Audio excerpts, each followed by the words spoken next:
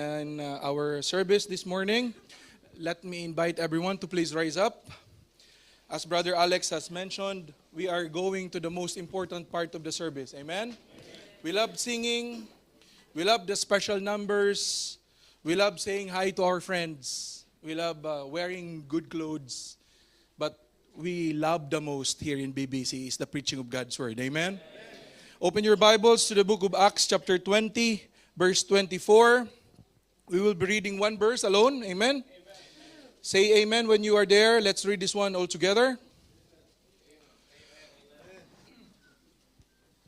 Are you there, church? The Bible says, "But none of these things move me, neither count I my life dear unto myself, so that I might finish my course with joy and the ministry to testify the gospel of the grace of God." Let us pray. Our loving Heavenly Father, thank you so much, O God, for this word of God that we have read this morning. Thank you for allowing us, Father, to have your book, your Bible. For many years, you have persecuted your people. You tried, our enemy Satan tried to banish this word, but truly, God, you are really a God of, you really fulfill your promise that you will preserve your word. The Bible says, heaven and earth shall pass away, but your word will remain. Truly, this morning, we are reading your word, and we are praying, oh God, that you grant us understanding this morning. In Jesus' name, amen. Please be seated, church. First of all, I would like to thank everyone, and of course, I would like to thank our God who is in heaven. Thank you for allowing me to speak to you this morning. And of course, I would like to thank the generosity of our pastor, Pastor John, who is in the Philippines right now. For those among you who doesn't know me, I am Brother Ian, and I'm not the pastor of this church, okay? So if you need money, don't come to me. So come to Brother Jemar. The one in the pink one, he has a lot, so don't worry. So he will help you. Or go to Brother Bong. But if you need any work or any assistance, come to me. Or you want to open Bible study, Brother Kenneth will help you and us, okay? So let's go to the word right now. The message that I want to bring with you this morning was about commitment. Who among you here are married? Sino po may mga asawa? Raise your hand. Yung mga lalaki, ganito lang yung taas. Yung mga babae, ang tataas ng kamay. Why is it? The ladies the men are parang hesitant pa kayo. Let me see the hands of the married men and married women. Amen, amen. So yung mga singles, wait for your time will come. Amen? Just pray that the rapture will not come so that you can still have the opportunity to get married. Amen? So, I would like to ask you, can you help me? Brother Alex, can you please come in front? And Brother Aaron, can you please come in front? I want to call these two gentlemen. Are they handsome? Amen. When you're a Christian, you are very handsome. Church, believe me. But I have a rope with me right now. Before I go to my introduction, I want to show you something, okay? I will speak with my voice. It's a little bit loud. So I want to tie them, both of them, okay? I want to tie them. Hindi po tayo dito nag-practice ng LGBT, okay?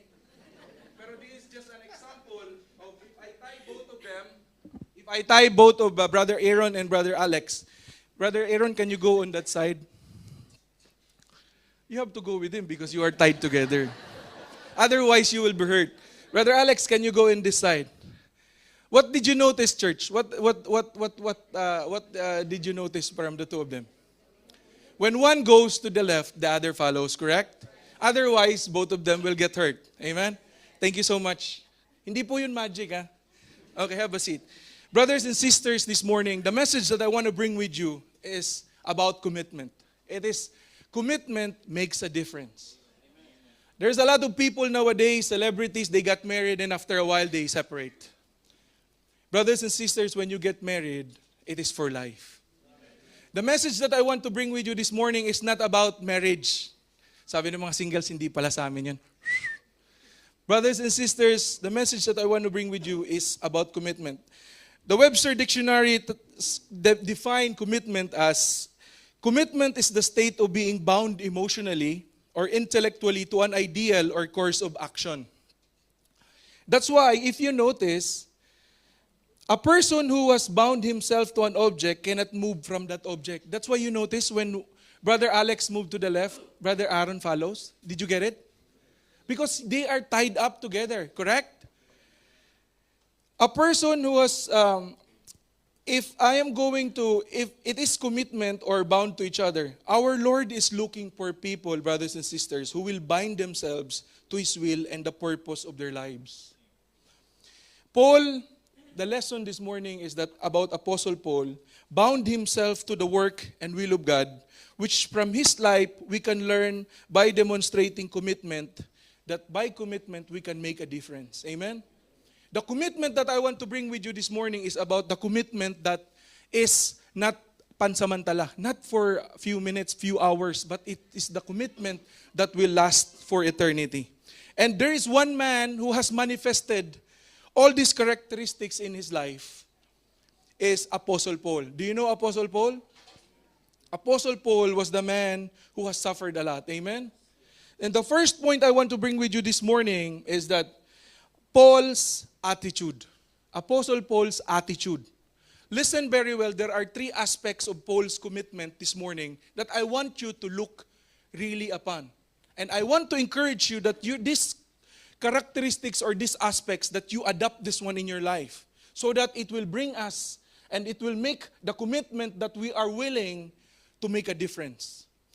First point is that Paul's attitude. In the verse that we have read, it says that, but none of these things move me. We are aware about what happened to Apostle Paul. His life was very hard. I used to remember Pastor John when he was here. Pastor John, namimiss ka na namin. I hope that you are doing great and you are fine and you are healthy. We will see you very soon. But Pastor John used to say, your attitude will determine your altitude.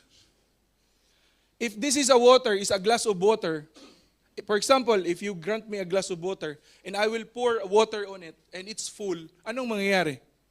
It will spill, correct? I hope and pray that this morning you are an empty cup. You came an empty cup that when you are listening, you are going to absorb all the message that you will be hearing this morning. Because if you came here and you are already full, no, what's the sense of coming here?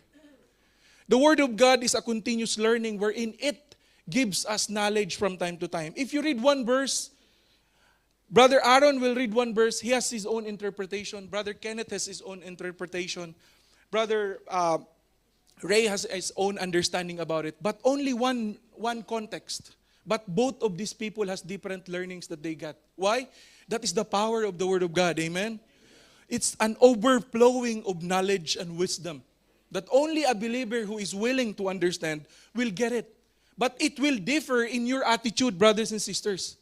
If your attitude is to learn and to get something out of it, if you came this morning to learn and get to know more about the Lord, you will be blessed.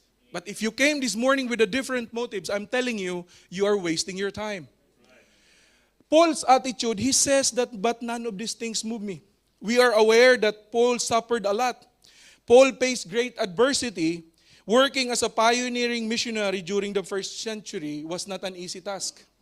In 2 Corinthians chapter 11, 23, verse 28, can we go there? We can see here, are they ministers of Christ? For I am more, in labors more abundant, in stripes above measure, in prisons more frequent, in deaths oft. Of the Jews, 5 times I received 40 stripes. See? Ang daming beses niya napalo. Thrice was I beaten with rods. He was stoned. He suffered shipwreck. Night and day I have been in the deep. In the journeyings open, in the perils of waters, perils of robbers, perils of my own countrymen, perils by the heathen, and so on and so forth. Maybe all of us here, who among you here suffered already persecution? Who among you here shared the Word of God and experienced the lesson about Stephen? That when he shared the Word of God, he was stoned to death. But Christians, look at us. When we share the Word of God, and when we ask Him, do you want to accept Christ as your Lord and personal Savior? No, I will think about it. Ayoko na mag-share ng gospel. Ang hirap pala mag-share. We are already discouraged.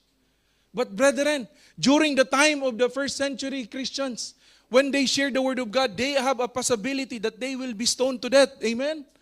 But now, wala po. Only discouragement. But who among you here, don't raise your hand, are sharing the gospel? Who among you here are sharing the gospel? Who among you here are diligently sharing the gospel to your friends and office mates?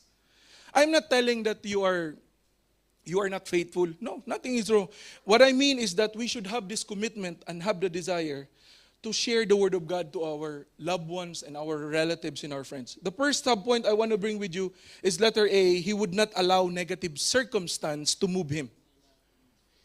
After all these experiences that he had, he was not discouraged. Amen? He was not discouraged. What did he say? But none of these things moved me. After all these negative sufferings that he did, Paul had learned to keep adversity from sending him off course. His life was anchored to the rock. Who is the rock? Hindi po si Rock Dwayne Johnson. Ha? Who is the rock? The Lord Jesus Christ. Amen? We can see it in Hebrews 6:19 and 1 Corinthians 10:4. But the Bible says in 2 Corinthians chapter 4, verse 16, For which cause we faint not, but though our outward man perish, yet the inward man is renewed day by day. Amen? Day by day. Do you know, Christian, that in your life there is a new man and the old man? Do you know it? That's why every time you go to church, you have a challenge. Friday you wake up, I will come early or I will come late. I will wear these clothes or I will not wear. I will go to church or not. You see, you always have a challenge. Why? The battle is not with the opposition or other people. The battle is within yourself. The battle is within yours. Because there is old man and there is new man. I will attend a Bible study, yes or no? No. I will just watch Netflix. No. Napanood mo na yan. Okay, let's go to church. See? Every time there is a battle. Shall I read my Bible or I will open my Facebook? See? There's always a challenge. Brothers and sisters, the Bible says in Psalm 62 verse 6, He is my rock and my salvation. He is my defense. I shall not be moved. I shall not be moved. That's why we can see here, Apostle Paul was not shaken by any circumstance. Amen? And this lesson, he is teaching it to us now. That we should also not be shaken by any circumstance. Not only that he was not shaken, he would not allow negative comments to move him. Amen? Did you receive any comments from your office mates? You know me, they called me in my workplace, ayan na naman si pastor. Ayan na naman si brother. See? They are mocking us, they are playing with us. But it's okay. I am not serving them. I am serving my God in heaven. Amen? They might mock me here, but one day, I am giving my best and I'm giving my all so that the Lord that I only know will glorify me when I'm there. They might laugh at you here.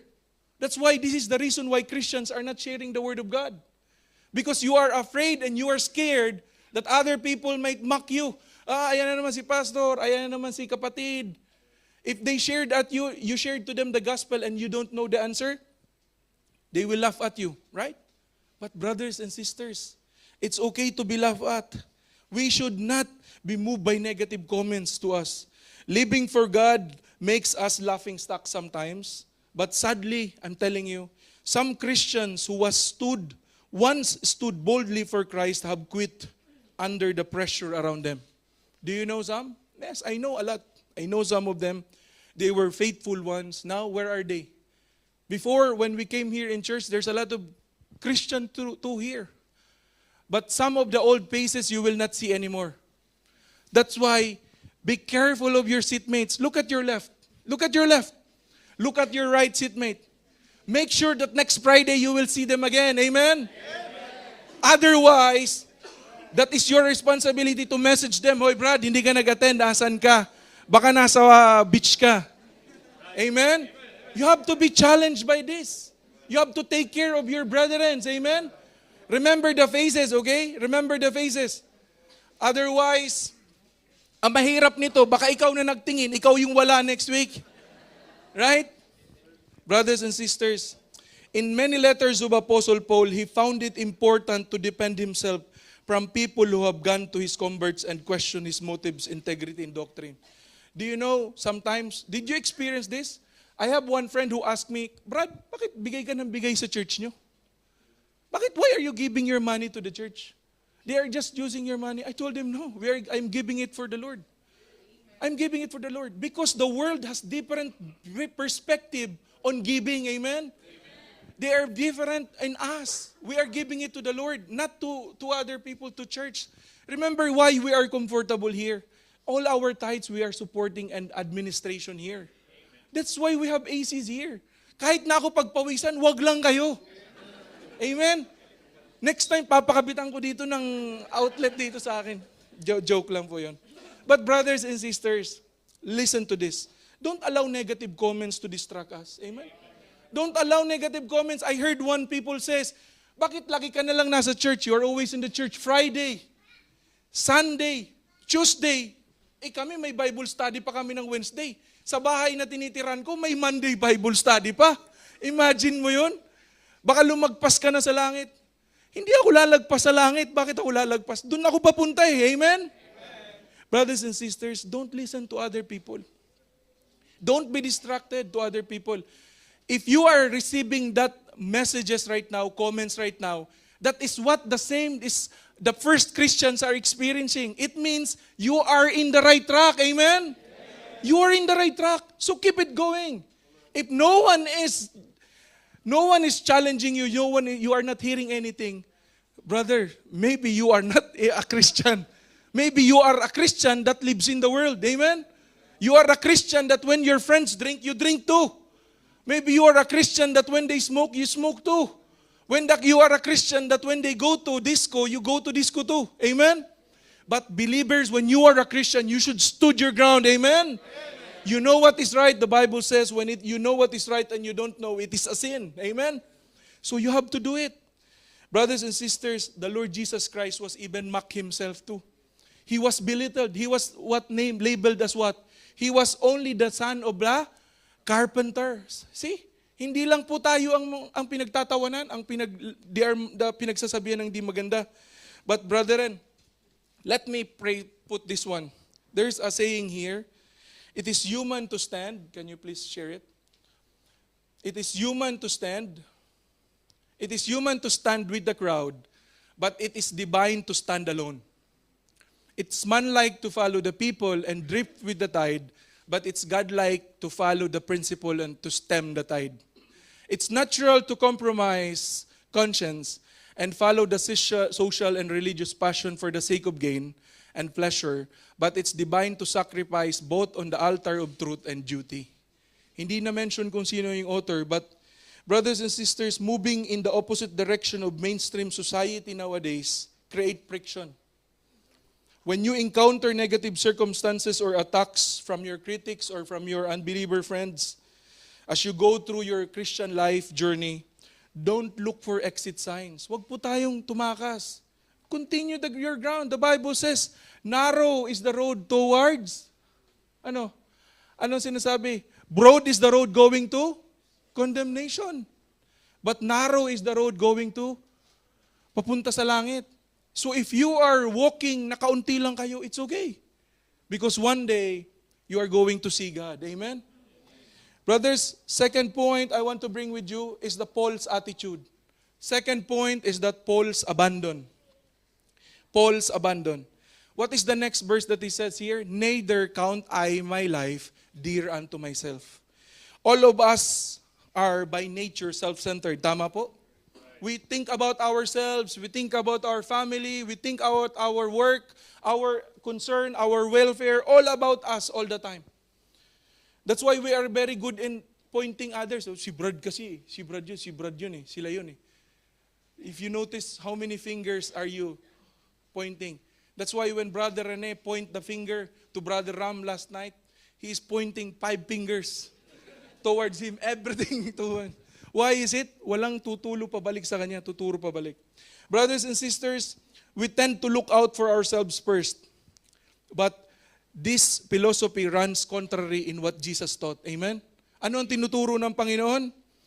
What the Bible says, Paul's motives was for others. God is teaching us, not ourselves. We should think about others. Abandoning, actually, wala akong maisip na letter A. Letter A is attitude. Letter A, I'm planning to write here, surrender. So mawawala ako sa context ng message ko. So I write here, abandon. Why is it abandon? Abandon means dedicating my life or your life to Jesus Christ and to the others He has called me to serve or reach. Ano ibig sabihin nito?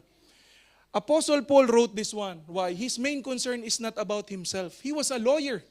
But his concern during this time is for others. It is mentioned here in Mark chapter 8 verse 35, for whosoever will save his life, what? Shall lose it. But whosoever shall lose his life for my sake and the gospel, the same shall save it.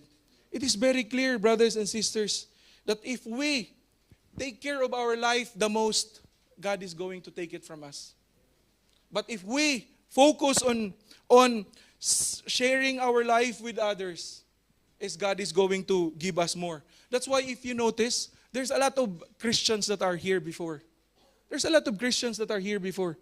Now, where are they? That's why I told you to check your seatmate, no? But you know, what is amazing? That God bring another believers here.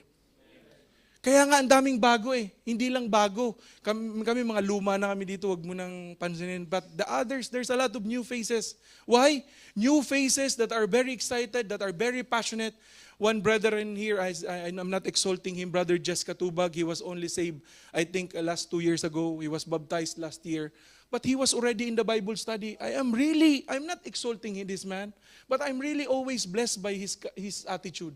He really wanted to learn. Galing duty, diretso pa dito.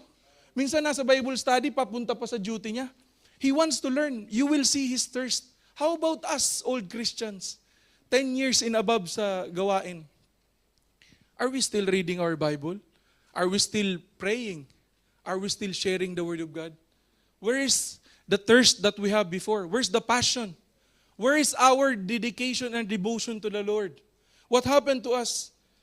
Wala na tayong concern about others. All we are thinking about is ourselves. As long as we are saved, we are okay. No. We should change this one.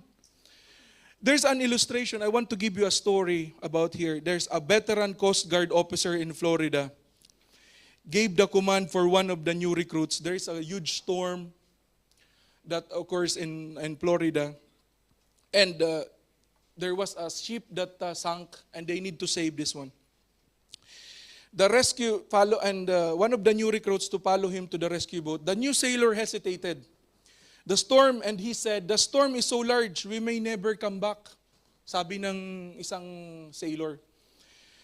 And the officer answered to him, our duty is not to come back, but to go out. Their job is Coast Guard. Mga Coast Guard sila, they are the rescue team. Imagine if the rescue team will not come out during the storm. Did you get the point? Naintindihan niyo ba? Pag English kasi yung joke, medyo mahirap, matagal, 1 second, 2 seconds bago ma-pick up. So I know, nagpa-process pa tayo. But later on, no, what I mean is that, imagine the first responders, the nurses, the medical officers, there is an outbreak. Or imagine yung mga first outbreak, may mga outbreak ng COVID dito. Tapos yung mga nurses sabihin nila, oy, wag muna kami, bahala kayo dyan. What happens to us? Everyone will die. See? You get the point? Their job is not to take care of themselves, but to take care of others. You get the point? This is what Apostle Paul is teaching us here. We need to be concerned about others. Who is the example I want to give you this morning? Moses. He abandoned himself. Who is Moses? Hindi po si Moses na kasama namin sa Bible study. Not this Moses. But this Moses who parted the Red Sea. Moses abandoned himself. He was a prince of Egypt. Amen? He was a prince of Egypt. But he was motivated by a desire to help his Hebrew brothers and sisters. Iniwanan niya yung pagka-prince niya because he has a desire to help his fellow Jews. Kaya nga nakapatay siya eh. So the moment that he does this, we can see it in Hebrews 11:24. Who else is the great example of self-abandonment? The Lord Jesus Christ. Amen? None other than the Lord Jesus Christ. He was in heaven. He was asked by God to go down to earth, to die in the cross of Calvary. Amen? That's why if you are not saved, brothers and sisters, who are the visitors here? Raise your hand. I will not ask you to stand, just raise your hand. My question for you, brothers and sisters, for you visitor, you know who you are. Are you saved? Do you know where are you going if you don't wake up tonight? This time that you are here this morning is a great opportunity for you to hear about the Word of God. You know who invited you here? Love you so much, Brad. You know why? He can bring you to Sea Line. You can enjoy there. Vroom, vroom. Scooter. Ride in the camel. Nakakatakot kasi mataas. Baka mahulog. We are big, both of us, no? But, Brad, where did He bring you? I don't know what is the promise of your friend who bring you here. What did he promise you, Brad? He promised you we are going to eat, Brad. I will give you delicious lunch. Yes, we have lunch here. Don't worry, you will not get it. But, Brad, what is amazing is that for you brethren that are new, our visitors this morning, that the one who invited you love you so much. He can bring you anywhere. He can give you 100 reals. But He brought you here in church to hear about the gospel. Why? The gospel is going to change your life, Brad. It's going to change your life and it's going to change your life. Why? If you accept Christ as your Lord and personal Savior, that He died in the cross of Calvary, after the third day He rose again, and you repent of your sin and believe in the Lord Jesus Christ, that you will be saved by grace through faith alone, none other, walang ibang kung sino man, you are going to have eternal life. Brad, the Bible says in Revelation, God is knocking, the Lord Jesus Christ is knocking in your heart right now. This moment is not is a coincidence. This moment is a matter of revival for you. God has a purpose for you why you are here this morning. Is that for you to hear about the Word of God. The Bible says, faith cometh by hearing, and hearing the Word of God. Brothers and sisters, if you are new, today is the day of salvation. God is calling you right now. God is talking to you. Soften your heart. Reject not the Holy Spirit. Accept Him as your Lord and personal Savior, and it will change your life. Today, April 11, if you do that, this will be the day of your salvation. Brothers and sisters, in Luke 9:23, in Matthew 20:28, even as the Son of Man came not to be ministered unto, but to minister and give His life for a ransom for many. This is what the Lord Jesus Christ has did. And Luke 9:23, He said here, if any man will come after me, let him deny himself and take up his cross daily and follow me. Amen? That's why, brothers and sisters, Christian life is not easy. Do you think being a Christian is a walk in the park? No. Being a Christian is very difficult. Why? Remember, you are here for a short period of time. You are here for how many years? 40 years, 50 years, 70 years, 80 years? But brothers and sisters, eternity is very long. Amen? If you accept Christ as your Lord and personal Savior, you have eternity to enjoy. This is not only for the visitors. This is only for the Christians that are here, that claims that you are Christians. Are you really Christians? You think that you are really Christian? Are you sure about your salvation? I keep on asking this one to my family. Why? Because, brothers and sisters, the moment that we die, we will have no more chance. Even though, Brother Ian, I'm always coming to BBC. Yes, you are coming to BBC. But the question here is that, are you really saved? You cannot tell them that when you are in the judgment seat, I know Pastor John. No, my mother and my father are all Christians. No. You have to answer for yourself. Amen? So you have to be sure about your salvation. The work of the Lord must come before our personal comfort. The method that we must follow is death to self. Paul simply said, I die daily. 1 Corinthians 15:31. The only way we will be able to truly abandon and surrender ourselves, surrender our own wishes, our wants and concerns, is we crucify our flesh. Alam niyo po ba na ang ating katawan is we like a lot, tama? We have the lust of the eyes, tama? We have the lust of the flesh, we have the pride of life. That's why there's a lot of families that are broken. A lot of friends that are separated because of the pride of life. Hindi sila magkaayos-ayos because of this pride. Brothers and sisters, we need to crucify ourselves.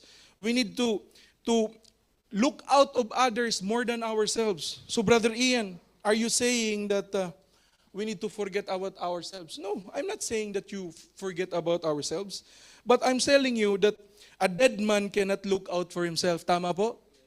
If you let yourself die for the Lord Jesus Christ and offer your life for Him, then you will have life. Amen? That's why we are baptized. What does it say when we are baptized? Buried with Him, diba? In His death, and risen with Him in His resurrection. Amen? Because we are imitating the life of the Lord Jesus Christ. We are buried already. We died already in sin. Now we are alive. Amen? We are new creatures. Amen? We are new creatures, but we are not following Him. How can we be new creatures if we are not following Him? The Bible says in Galatians 2:20, I am crucified with Christ, nevertheless I live, yet not I, but Christ, what? Liveth in me. And the life which I now live in the flesh, I live by the faith of the Son of God, who loved me and gave Himself for me. Brothers and sisters, so you mean to say, Brother Ian, you are saying that I should not take care of myself? No, I'm not saying that you don't take care of yourself. What I mean is that you prioritize God's work before ourselves. That's what I mean. We need to put our priority, God, family, others, self-work. We need to take care of ourselves because it is the temple of the Holy Spirit. Amen? This body is the temple of the Holy Ghost. Amen? This is where the Holy Spirit resides.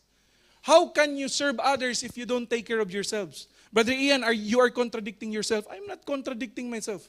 I am telling that in order for you to give yourself to others, you have to take care of yourself, but your priority is them. For example, you prioritize to eat rather than to go to share the gospel. What is your priority? You have to share the gospel first. Amen? You should fix your priorities. This is what we are saying here. Amen? President Harry Truman once said that in reading the lives of great men, I found that the first great victory they won was over themselves. This is what I am telling you a while ago, that your main enemy, your main opponent is yourselves. That we need to overcome ourselves first in order for us to become a blessing to others. Amen? Now next, on the third point, I'm going to be quick here. Paul's aim. First point is Paul's attitude. Third is Paul's aim. It says here, so that I might finish my course with joy in the ministry which I have received of the Lord Jesus to testify the gospel of the grace of God. The Bible says, looking unto Jesus in Hebrews 12:2. Amen? We should know our aim. Ano po ba ang goal natin? What is our goal? Why are we going to church? To worship the Lord. Amen? But why is it that when Pastor John is not here, our numbers decline? Remember, we are not serving Pastor John. We love Pastor John. I love Pastor John so much.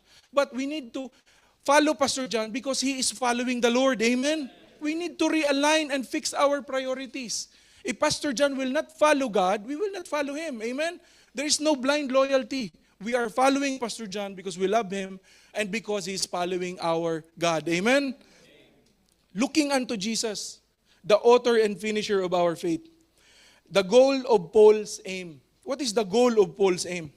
Many people start well, but few finish well. This is what I'm telling you a while ago. Tama po? Before, when you look on your left and your right, 10 years ago, alam ni Brother Jemar, ang daming mga nandito. Asa na sila ngayon? Where are they now? They vanish into thin air. Why? They were. Maybe I'm telling you, me personally, I experienced this. Because some of us Christians, we are praying for something. Then after we receive it, where are we now? I know a lot of brethren who was very faithful in the beginning of the race. They prayed for some, Brad, please pray for me. Please pray for me. If I get this one, I will remain faithful. We are bartering with the Lord. Then after that, we get it. Asa na tayo? Where are we? We forget our promises with God. This is common to the Bible characters, political leaders, and even the first century Christians. Apostle Paul told the Ephesian leaders that he desired to finish well. Finish, sabi nga ng isang Indy race car driver, to finish first, you must first finish. You want to finish the race, hindi ka nga nakakatapos eh. Ang tawag dito sa Pilipino, ningas. Yung unang karaba, yung unang apoy, grabe, ang lakas. Afterwards, ano nangyari? Wala na, nagplato na, nawala na. As Christians, being a Christian is not a sprint. Christian life is not a sprint that you will run very fast the 100 meters or 50 meters. Buti na lang hindi sprint ang Christian life. Kasi kung ganito sa akin, paano ako tatakbo? Tama ba? Wrestling pwede pa. But the Christian life is a marathon. Brad, pwede pong tumakbo. Pwede pong maglakad. Pwedeng gumapang din if you want. It's not about how you run the race.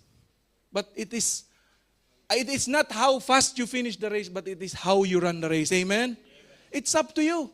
That is how amazing our God is. He is giving us always a chance. If you failed before, God will give you another chance.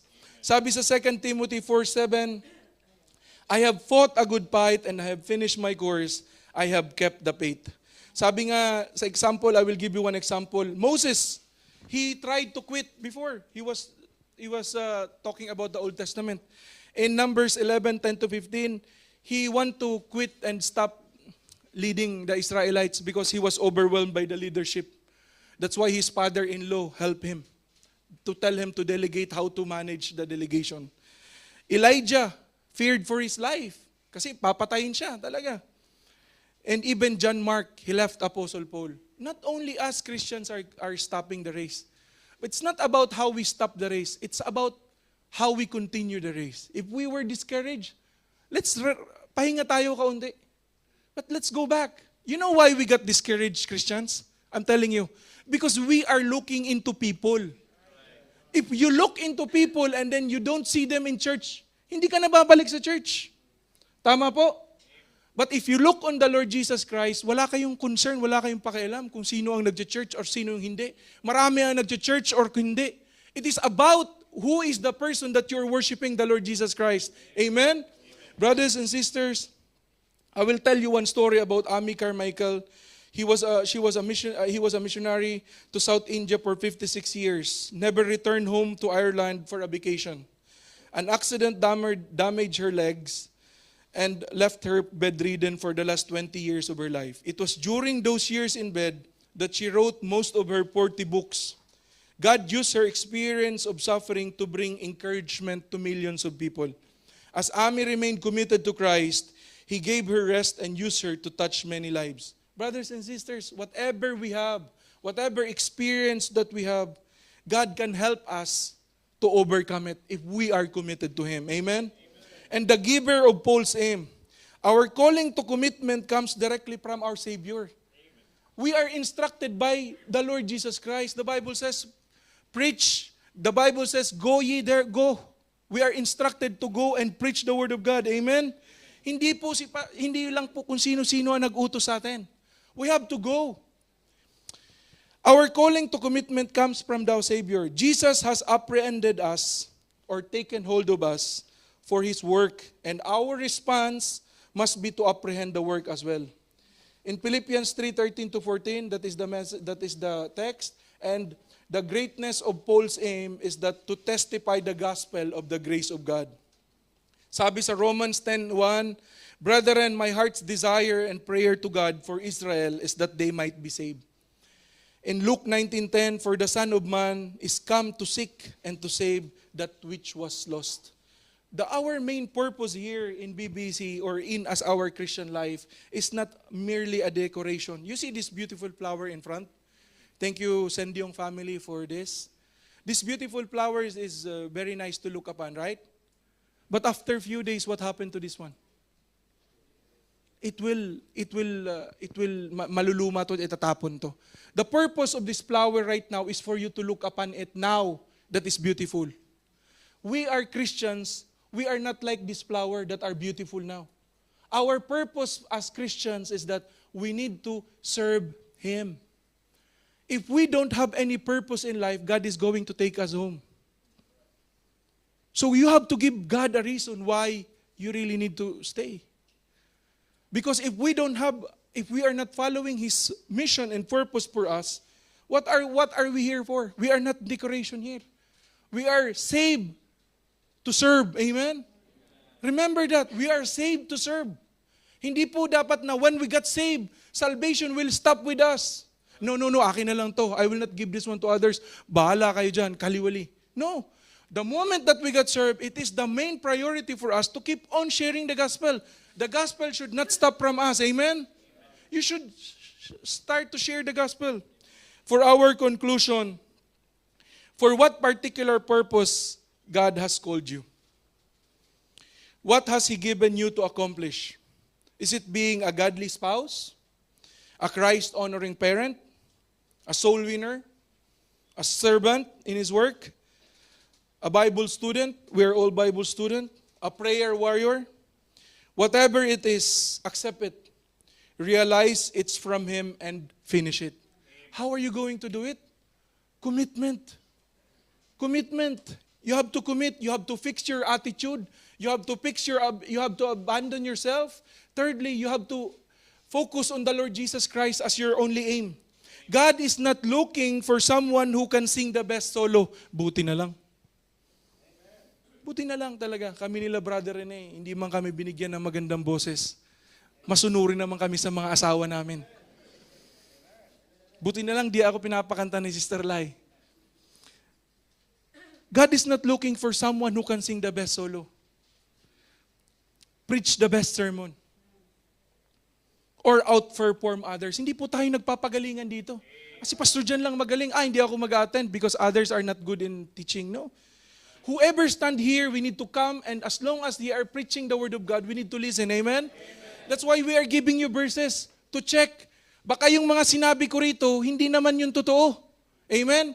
We are called Bereans because we need to search the Scriptures. Amen? We are to outperform others. All the talent in the world means nothing to you if you are not following God and seeking to know Him more. God desires a heart that is wholly committed to Him. When God has your heart and when you are fully committed to Him, brothers and sisters, I will tell you, there is no limit to what He can do through you.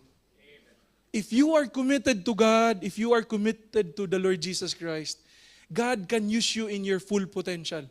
But without commitment, now, the example I gave you in the morning, right? The first time. It is you and God. You are binded together.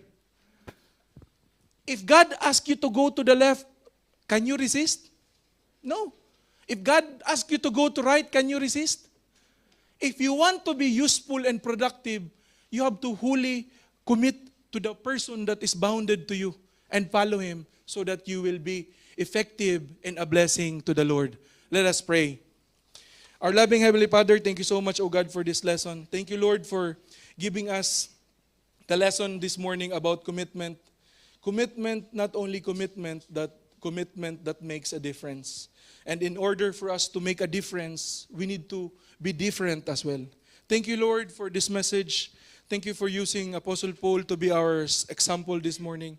Thank you, Lord, for the Word of God that you have given to us. I pray, Lord, that may your Holy Spirit speak to your people this morning, that you open their minds and they open their hearts, O God, that they might have the desire to understand this message and apply this in their lives. Use and imitate the attitude of Paul. Use and imitate the abandonment of the Lord Jesus Christ for His own self, instead following what is the main course of the Lord. And also, focus on the Lord Jesus Christ. At it is only our aim is to serve you and glorify you, O God. Lord, thank you for this message this morning. I bring you back all the glory and praise. In Jesus' name, amen.